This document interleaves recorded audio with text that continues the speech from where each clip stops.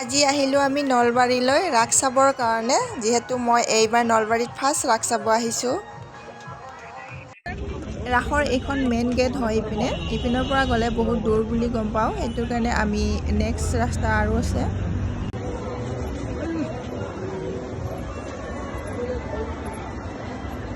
মানুহ মানে আচৰিত মানুহ হৈছে, এনেকুৱা ভিৰ মানুহ। ব্ৰিজখনৰ ওপৰে তলে বাহিৰে গোটেই মানে মানুহেই ভিৰ। ভাল লাগিছে আহি পিনে। এইটো কাৰেণ্টৰ লগত বনোৱা হৈছে চৰাইটো। এই চৰাইটোৰ নাম কি যদি জানে আপোনালোকে জনাবচোন। এইখন আমাৰ ইণ্ডিয়াৰ গেটখন, বহুত ডাঙৰকৈ আৰু ধুনীয়াকৈ বনাইছে আৰু মানুহৰ ভিৰ বহুত। আৰু এইপিনে চলি আছে নটৰাজ পুতলা থিয়েটাৰ, যিহেতু আজিকালি পুতলা থিয়েটাৰটো দেখা পোৱাই নাযায়।